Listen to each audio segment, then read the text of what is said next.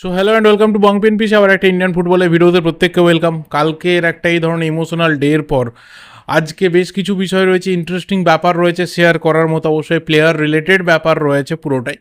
মোহনবাগান ফ্যান্সরা এতদিন ধরে অপেক্ষা করছিল যে কবে প্রথম অ্যানাউন্সমেন্টটা আসবে 2024-25 সিজনের।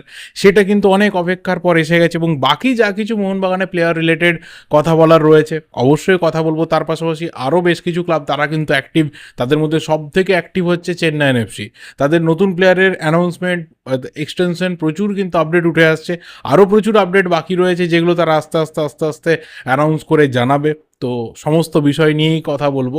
প্রথম যে বিষয়টা বলা রয়েছে সেটা হচ্ছে গতকাল মাঝরাত্রিরে একটা ম্যাচ ছিল, যে ম্যাচটা হচ্ছে আফগানিস্তান এবং কাতারের ম্যাচ, এবং সেই ম্যাচটা কিন্তু ড্র হয়েছে, গোললেস ড্র হয়েছে। আর আমরা জানি যে কাতার লাস্ট যে দুটো ম্যাচ রয়েছে, যেহেতু ওরা অলরেডি থার্ড রাউন্ডের জন্য কোয়ালিফাই করে গেছে, গ্রুপ টপ করছে, এফসি এশিয়ান কাপ 2027-এর জন্য কোয়ালিফাই করে গেছে, তো ওরা লাস্ট দুটো ম্যাচকে একটু লাইটলি নিয়েছে। ওরা সিনিয়র প্লেয়ারদেরকে রেস্ট দিয়েছে ম্যাক্সিমাম, আন্ডার 21, 23 এই সমস্ত প্লেয়ারদের নিয়ে ওরা টিম কিন্তু সিলেক্ট করেছে, যেটা আফগানিস্তানের বিরুদ্ধে মাঠে নেমেছিল, যেটা আমাদের বিরুদ্ধেও কিন্তু মাঠে নামবে। তো এখানে আমরা বলতে পারি যে হ্যাঁ, অন্ততপক্ষে ওরা যে টিম নামাচ্ছে সেই দিক থেকে আমরা হয়তো অ্যাডভান্টেজ পেতে পারি। কিন্তু আমাদের যে ফুটবল শোটা রয়েছে, আমরা 4-5টা পাস ভালো করে খেলতে পারছি না। আমরা ফাইনাল থার্ডে যে বল বাড়ানো, সেখানে আমরা ভালো বল বাড়াতে পারছি না। ডিফেন্সে অনেক সময় গলদ দেখা যাচ্ছে, মাঝ মাঠে বল হোল্ডিং, সেকেন্ড বল উইনিং, প্রচুর প্রবলেম দেখা যাচ্ছে। কোচের স্ট্র্যাটেজি, কোচের চেঞ্জেস, প্লেয়ার সিলেকশন, বহু সমস্যা রয়েছে। এই সমস্ত সমস্যাকে কাটিয়ে যদি আমরা কাতারের এই ইউথ যে টিমটা রয়েছে সেই টিমটাকে হারাতে পারি, তাহলে যে বড় স্বপ্নটা রয়েছে সেই স্বপ্নটা আমরা দেখব নিশ্চিতভাবে। কারণ আফগানিস্তানের মতো টিম যদি কাতারের এই টিমকে ড্র করতে পারে, তাহলে আমরা হারাতে পারি কোনো স্বপ্ন দেখা উচিত। বাট স্টিল কয়েক মাস আগে আমরা দেখেছিলাম যে এই আফগানিস্তান আমাদের এগেনস্টে কী রেজাল্ট নিয়ে এসেছিল। যাই হোক, কোনো কিছুই অসম্ভব নয় ফুটবলে, অনেক কিছুই সম্ভব। তো দেখা যাক সেই সম্ভবটা কতটা আমাদের জন্য পজিটিভ ওয়েতে হয়, কোচ প্লেয়ার তাদের কতটা ডেডিকেশন থাকে সেই ম্যাচটার জন্য, সব কিছু কিন্তু তারপরেই বলা যাবে। এরপর যেটা বলা রয়েছে সেটা হচ্ছে ড্রিম স্পোর্টসের তরফে একটা কিন্তু লিগ চলছিল, ইউথ লিগ চলছিল আন্ডার-17। সেই আন্ডার-17 লিগের ফাইনালে কিন্তু পাঞ্জাব ইস্টবেঙ্গলকে হারিয়ে দিয়েছে, এবং এই সিজনের মোটামুটি ইউথ ফুটবলের লাস্ট যে টুর্নামেন্টটা চলছিল সেটা তারা জিতে নিয়েছে। গোটা সিজনের দিকে তাকালে দেখা যাবে যে one of the best youth team কিন্তু এইবারে পাঞ্জাব এফসি। ইস্টবেঙ্গলেরও ড্রিম স্পোর্টসের রান খুব ভালো চলেছিল, বাট ফাইনালি ম্যাচটা ইস্টবেঙ্গল কিন্তু জিততে পারেনি ফাইনালে। না, এরপর অবশ্যই বলতে হবে প্লেয়ার রিলেটেড কথা, যার মধ্যে প্রথমটা অবশ্যই কিন্তু আসছে এফসি গোয়া থেকে। এফসি গোয়ার বিদেশি ডিফেন্ডার, স্প্যানিশ ডিফেন্ডার ওডেই ওনাইন্ডিয়া, হায়দ্রাবাদ থেকে তাকে ম্যানুয়েল মার্কোস রোকা নিয়ে গেছিলেন এবং তার প্রথম সিজনটা অসাধারণ কেটেছে, এবং সেই অসাধারণ সিজনের পর আরও একটা সিজন তাকে আমরা দেখতে পাবো এফসি গোয়া জার্সিতে। সেই অ্যানাউন্সমেন্ট কিন্তু এসে গেছে, 2025 অবধি ওডেই ওনাই ইন্ডিয়া কিন্তু এফসি গোয়াতেই থাকতে চলেছে। দ্বিতীয় যে প্লেয়ারের কথা বলতে হবে ইন্ডিয়ান ডিফেন্ডার, এবং 2024-25 সিজনটা আমরা যদি পুরোটা দেখি তাহলে দেখব যে যারা এস্টাবলিশড ইন্ডিয়ান ডিফেন্ডার রয়েছে, আমি যদি তাদেরকে এক পাশে সরিয়ে রাখি, তাহলে আরেক পাশে যারা আপকামিং ইয়াং ডিফেন্ডার বা যারা খুব একটা পরিচিত নয়, তাদের মধ্যে যার সিজনটা সব থেকে মানে উইদাউট এনি ডাউট সব থেকে ভালো কেটেছিল সেটা হচ্ছে ডিন পুইয়া। জামশেদপুর এফসিতে ছিল এবং যেভাবে গোটা সিজনটাও ভালো খেলেছিল এলসিনোর পাশে থেকে বা প্রতীক চৌধুরীর সাথেও পার্টনারশিপ করে, সেই জায়গাটা কিন্তু সবাই কথা বলেছে, এবং চেন্নাইন এফসি তাকে কিন্তু 3 বছরের চুক্তিতে সই করিয়ে নিয়েছে। সেই অ্যানাউন্সমেন্ট কিন্তু আজকে অফিসিয়ালি চেন্নাইন এফসির তরফ থেকে হয়ে গেছে। চেন্নাইন এফসির আরও কিছু মেগা অ্যানাউন্সমেন্ট বাকি রয়েছে, চিমা চুকুর বাকি রয়েছে, গুরকিরাতের বাকি রয়েছে, কিয়ান নাসিরির বাকি রয়েছে, নামতের বাকি রয়েছে, প্রচুর অ্যানাউন্সমেন্ট কিন্তু বাকি রয়েছে, মোহাম্মদ নওয়াজের অ্যানাউন্সমেন্ট বাকি রয়েছে। তো সব থেকে বিজি টিম উইন্ডো খোলার সময় থেকে, মানে উইন্ডো খোলার আগে থেকে আমি বলবো, যখন থেকে প্লেয়াররা ফ্রি হয়ে গেছে তাদেরকে মুভ করানোর ক্ষেত্রে বা কিছু ক্ষেত্রে কন্ট্রাক্টেড প্লেয়ারকেও রিক্রুটমেন্ট করার ক্ষেত্রে সব থেকে বেশি অ্যাক্টিভ কিন্তু চেন্নাইন এফসি ছিল। আর এই মুহূর্তে দাঁড়িয়ে প্লেয়ার অ্যানাউন্সমেন্টের ক্ষেত্রেও কিন্তু সব থেকে যে টিমটা সব থেকে বেশি অ্যাক্টিভ তারা কিন্তু চেন্নাইন এফসি। লাস্ট অবশ্যই কথা বলতে হবে মোহনবাগানকে নিয়ে, কারণ মোহনবাগান সমর্থকরা এতদিন অবধি আশায় বুক বাঁধছিল যে কবে প্লেয়ার অ্যানাউন্সমেন্ট বা কোচ অ্যানাউন্সমেন্ট কিছু একটা অ্যানাউন্সমেন্ট আসবে, মানে অন্তত পক্ষে আমি দেখছিলাম যে সোশ্যাল মিডিয়াতে কমেন্ট অবধি শুরু হয়েছে যে ভাই কিছু অ্যানাউন্সমেন্ট অন্তত করো, থ্যাংক ইউ পোস্ট করো, অ্যানাউন্সমেন্ট করো, যা হোক করো। মানে রীতিমতো বাকি ক্লাবরা যখন অ্যাক্টিভ কিছু না কিছু হচ্ছে, তখন মোহনবাগান ইস্টবেঙ্গলে কিছু হচ্ছিল না। মোহনবাগানে যদিও শুরু হলো, ইস্টবেঙ্গলে এখনও অবধি কিছু নেই। তো আজকে যেটা হয়েছে সেটা হচ্ছে অভিষেক সূর্যবংশী, যাকে নিয়ে অনেক দিন আগে কথা বলেছিলাম যে অভিষেক সূর্যবংশীর সাথে কিন্তু কন্ট্রাক্ট এক্সটেনশন হতে যাচ্ছে, 2 বছরের কন্ট্রাক্ট কিন্তু এক্সটেনশন হচ্ছে। সেটা আজকে অফিসিয়ালি মোহনবাগানের তরফ থেকে জানিয়ে দেওয়া হয়েছে। 2 বছর কেন বললাম, কারণ অনেকে বলবে 2027 অব্দি তো দেখাচ্ছে, তো 2025 অব্দি কিন্তু অভিষেকের সাথে কন্ট্রাক্ট ছিল।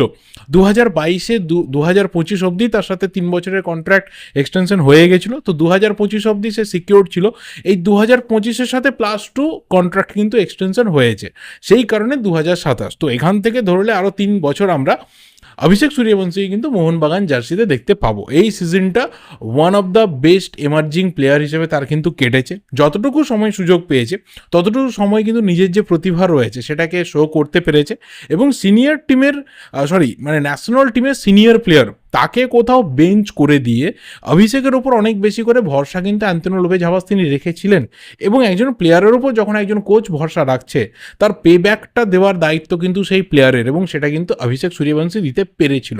তো সেই জায়গা থেকে মোহনবাগান ম্যানেজমেন্ট অলরেডি প্লিজড হয়েছিল।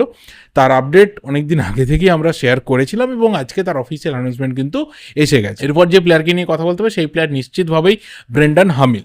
2022-23 সিজনে মোহনবাগান নিয়ে এসেছিল, যথেষ্ট ভালো সিজন গেছিলো, বাট 2023-24 সিজনটা চোটাঘাত বলো বা ওর ফর্মের একটা ডাউনফল বলো, সব দিক থেকে কিন্তু ভীষণভাবে হ্যাজার্ড হয়ে গেছিলো ওর কাছে সিজনটা। এবং সেইভাবে মোহনবাগান অন্তত সেকেন্ড লেগে ব্রেন্ডন হামিলের থেকে কিচ্ছু পায়নি, বাট ফার্স্ট লেগে কিন্তু বেশ কিছু ম্যাচও ভাইটাল ম্যাচ বাঁচিয়েছে, গোল করেছে, ভালো পারফরমেন্স করেছে।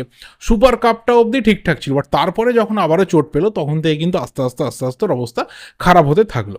তো সেই ব্রেন্ডন হামিল নিশ্চিতভাবেই মোহনবাগান ছাড়ছে, মোহনবাগান নিশ্চিতভাবেই তাকে ছেড়ে দিচ্ছে, রাখার কোনো প্রশ্ন নেই। অনেকদিন আগে থেকে শোনা যাচ্ছিল বেশ কিছু ক্লাব কিন্তু ইন্টারেস্টেড রয়েছে, মাঝখানে মুম্বাই সিটি এফসির নাম উঠে আসে, বাট মুম্বাই সিটি এফসি না, এই মুহূর্তে যেটা শোনা যাচ্ছে যে পাঞ্জাব এফসির তরফ থেকে কিন্তু একটা অফার রয়েছে ব্রেন্ডন হামিলকে সই করানোর জন্য।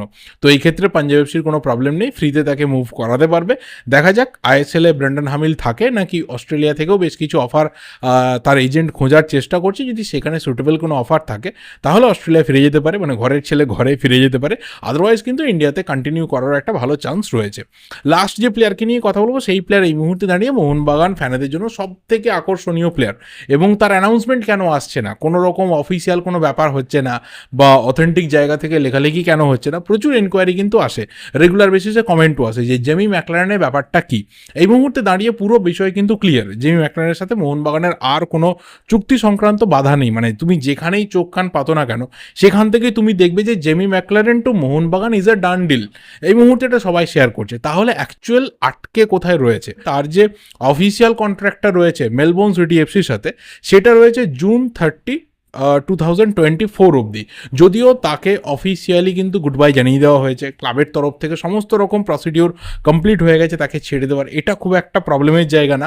তবে অবশ্যই যেহেতু তার ওই অবধি কন্ট্রাক্ট রয়েছে, তো এই ক্ষেত্রে ইন্টারন্যাশনাল যে ট্রান্সফার রয়েছে সেই ট্রান্সফারটা আটকে রয়েছে, ইন্টারন্যাশনাল প্রসিডিউরটা আটকে রয়েছে। এই ব্যাপারটা যখন ক্লিয়ার হয়ে যাবে, এই জটটা যখন খুলে যাবে, তো তারপরে কিন্তু অফিসিয়ালি মোহনবাগান সমর্থকরা দেখবে যে এই গ্র্যান্ড অ্যানাউন্সমেন্টটা কিন্তু আসছে, and this is going to be a huge signature. মানে তুমি প্লেয়ারের স্ট্যাচার অনুযায়ী ভাবো, তুমি প্লেয়ারের যে এক্সপিরিয়েন্স অনুযায়ী যা ব্যাপার রয়েছে সেই অনুযায়ী যদি ভাবো, বা ওর যে স্যালারি দাঁড়াবে মোহনবাগানে সেই অনুযায়ী ভাবো, বা ওর কেরিয়ার গ্রাফটা যেটা রয়েছে সেই দিকে তাকালে, আমাদের যে এশিয়ান ফুটবলটা রয়েছে সেই এশিয়ান ফুটবলের one of the best striker Jamie Maclaren, তার রেকর্ড, তার হয়ে কথা বলছি, সব দিক থেকে দেখতে গেলে কিন্তু this is going to a huge signature. এটা একটা বিরাট বড় সিগনেচার হতে যাচ্ছে। তবে অবশ্যই সেটা মাঠে ক্লিক করতে হবে, কারণ পেপার পেনে তো নিশ্চিতভাবেই বড় সিগনেচার, কিন্তু মোহনবাগান সমর্থকরা দেখবে যেটা মাঠে কতটা ক্লিক করছে, বিশেষ করে এফসি চ্যাম্পিয়ন্স লিগ 2-এ।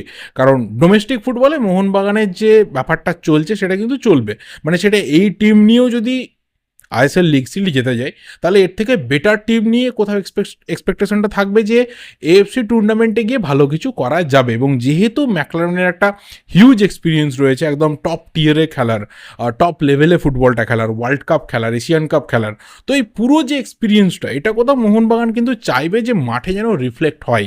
তো তারই অপেক্ষা আপাতত মোহনবাগান ফ্যান্সরা করছে। দেখা যাক সেই অপেক্ষার অবসান কতদিনে হয়, তখনই কিন্তু একটা গ্র্যান্ড অ্যানাউন্সমেন্ট মোহনবাগানের তরফ থেকে ফ্যান্সদের জন্য নিশ্চিতভাবেই এসে যাবে। সো ওয়েট করতে থাকো, পেশেন্স ধরে ওয়েট করতে থাকো। বাকি ব্যাপারও কিন্তু চলছে, কোপা আমেরিকা, ইউরো কাপ, এইদিকে নজর রাখো, সেখান থেকে কিছু প্লেয়ার স্কাউট হতে পারে। আপাতত সেরকম কিন্তু জল্পনা উঠে আসছে। যাই হচ্ছে আপাতত সবটাই কিন্তু এএফসি চ্যাম্পিয়ন্স লিগ 2কে পাখির চোখ করে। সো বাস এই অবধি, এর বেশি আর কিছু বলার নেই। এবার তোমাদের যা যা ওপিনিয়ন্স রয়েছে অবশ্যই শেয়ার করতে থাকো। ভিডিওটা ভালো লাগলে লাইক করো, শেয়ার করো। দেখা হবে পরের ভিডিওতে। Till then subscribe the channel যদি নতুন হয়ে থাকো। Thank you, good bye and good night.